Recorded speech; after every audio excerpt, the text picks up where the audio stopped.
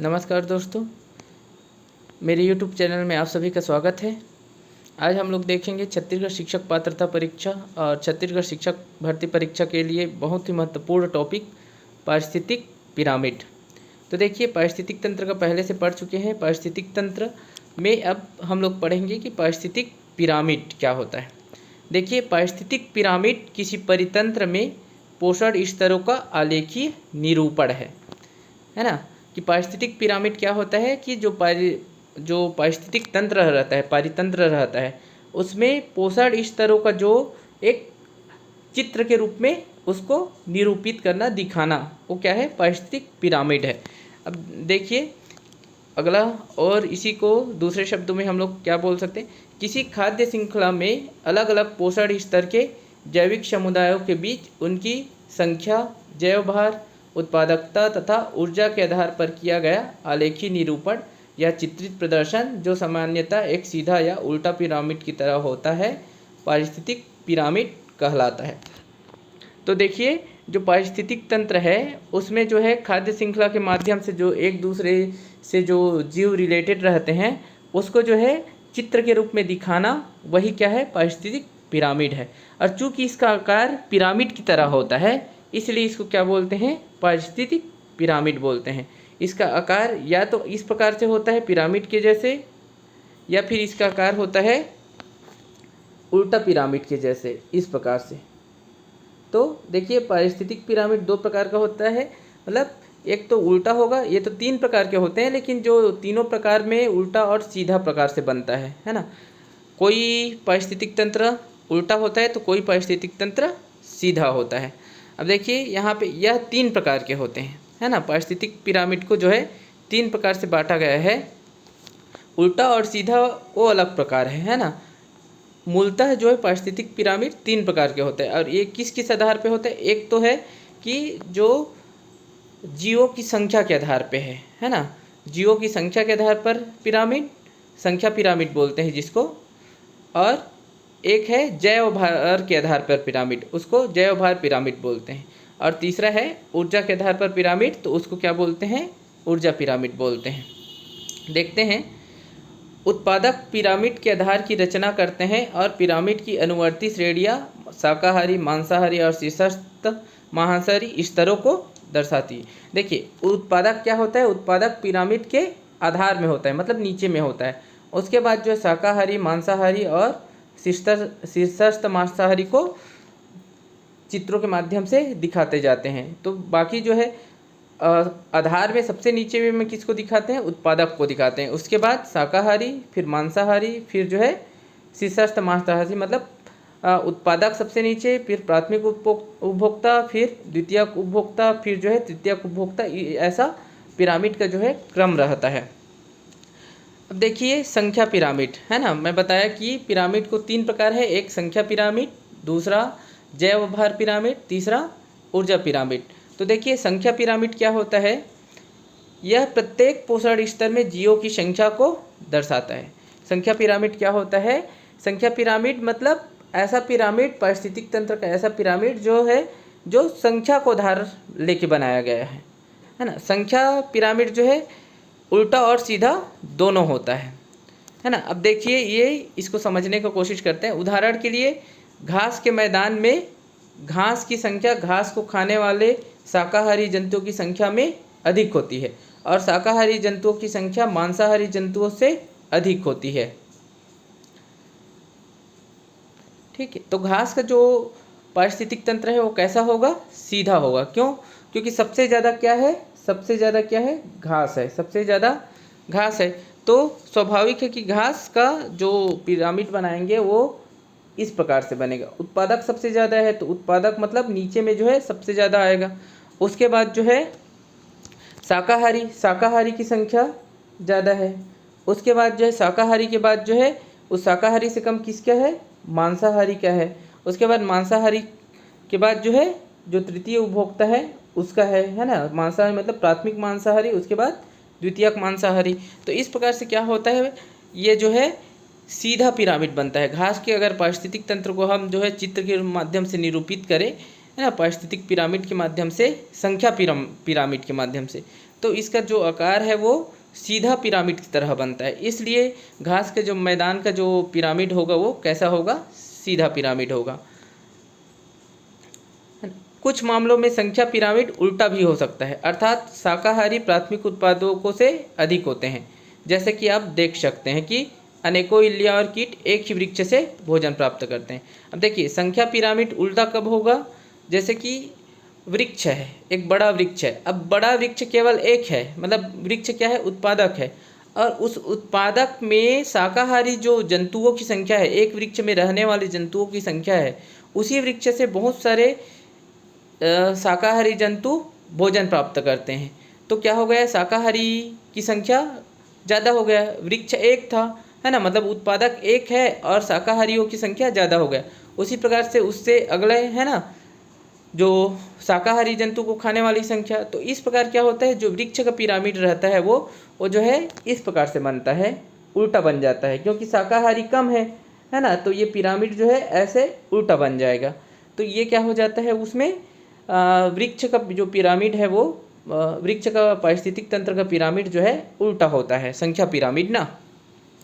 अब देखिए यहाँ पे लिख दिया हूँ मैं कि सीधा संख्या पिरामिड कौन कौन सा होता है, घास के मैदान का पिरामिड, तालाब का पिरामिड, ये सीधा पिरामिड होता है। क्योंकि तालाब का पिरामिड में भी क्या होता है, जो उत्पादक है, उत्पादक मतलब हरे पौधे या पादप प्लवक, उसकी संख्या ज़्यादा होती है। उसके बाद जो है पादप प्लवक को खाने वाली मतलब शाकाहारी जो है उसकी संख्या ज़्यादा होती है। उसके बाद जो है जैसे शाकाहारी छोटी मछलियाँ हो गई, उसके बाद छोटी मछलियों को बड़ी मछलियाँ खाती है, तो बड़ी मछलियों की संख्या कम होती है, छोटी मछलियों की संख्या ज़्यादा होती है।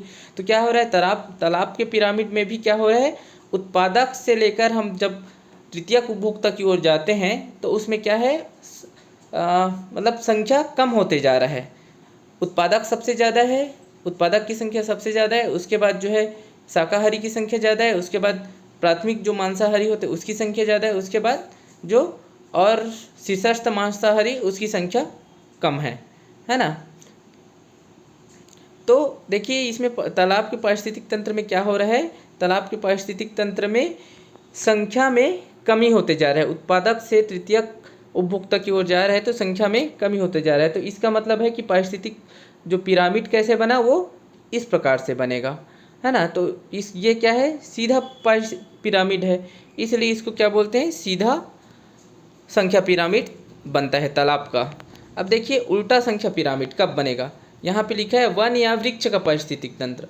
तो देखिए वन या वृक्ष के पारिस्थितिक तंत्र में क्या होता है, वन या वृक्ष, वन में भी वृक्ष कम रहते हैं और वृक्ष पे आश्रित जो शाकाहारी जंतु है ना, एक ही वृक्ष पे कई शाकाहारी जंतु आश्रित रहते हैं। इसलिए इसका जो है वन और वृक्ष का पारिस्थितिक तंत्र कैसे बनता है, उल्टा बनता है, क्योंकि यहाँ वृक्ष के उत्पादक वर्ग की संख्या कम है और जो उपभोक्ता वर्ग की संख्या ज़्यादा है।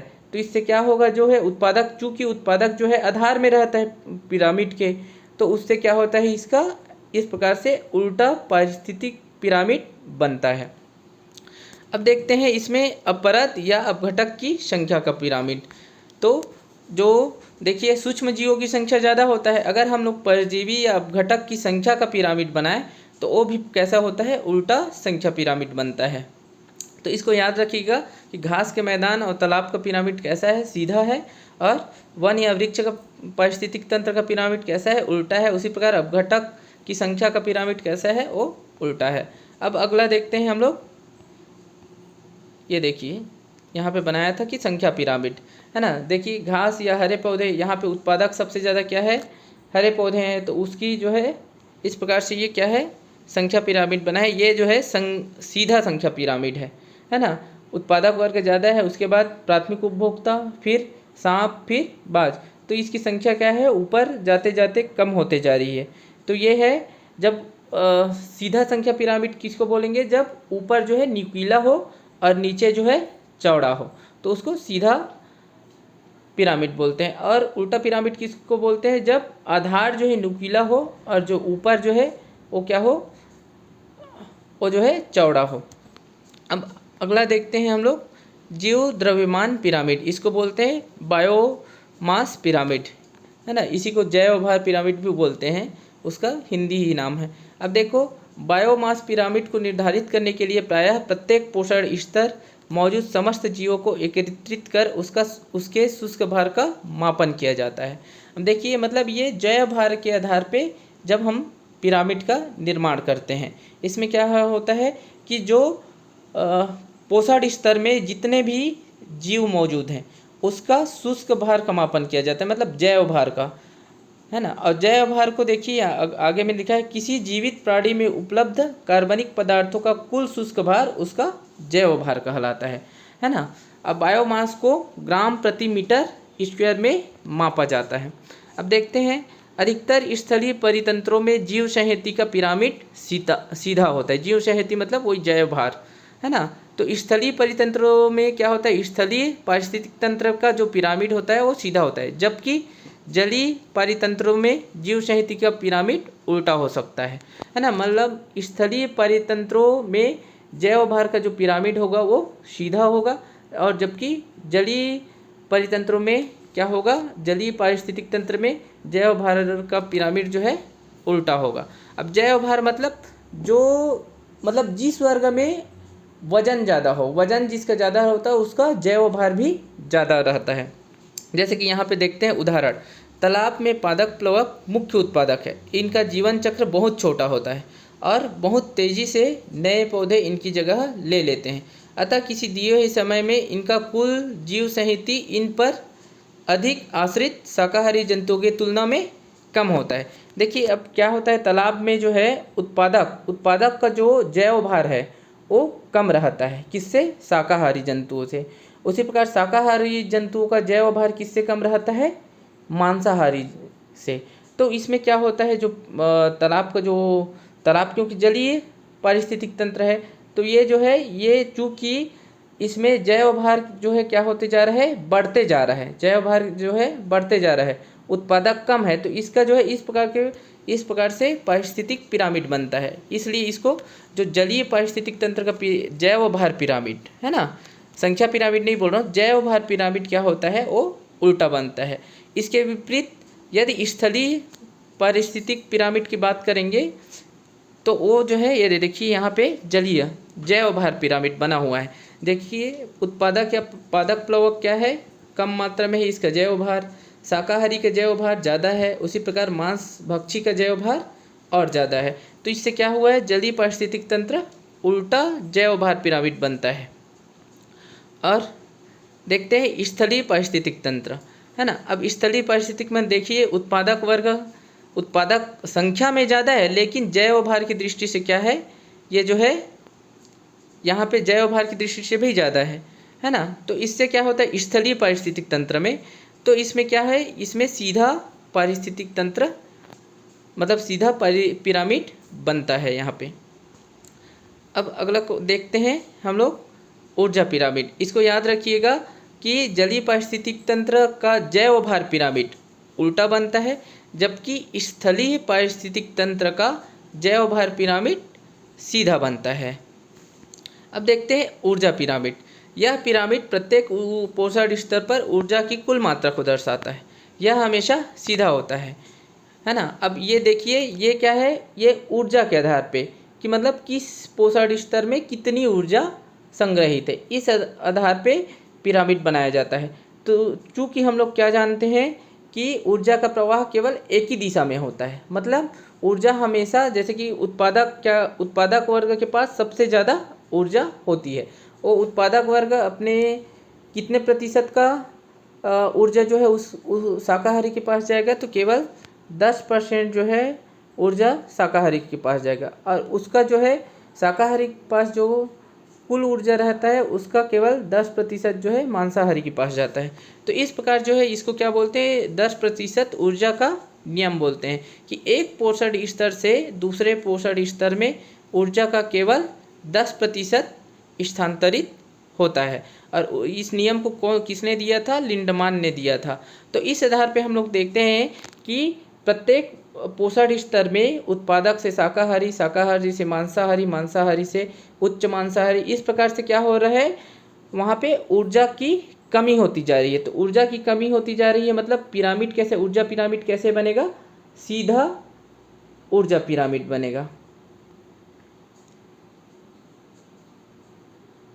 क्योंकि सबसे ज़्यादा ऊर्जा कहाँ पे है, नीचे में है, आधार में है ना, उत्पादक के पास है।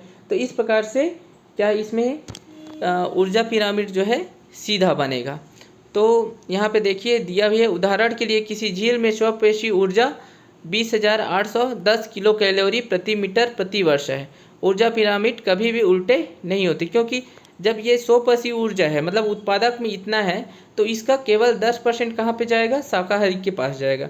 तो इस प्रकार ऊर्जा पिरामिड कैसे बनता है, सीधा बनता है। इसको याद, ये क्वेश्चन आया भी है, सीजी टेट में आया हुआ है क्वेश्चन कि ऊर्जा पिरामिड कैसे बनता है। ऊर्जा पिरामिड हमेशा सीधा बनता है।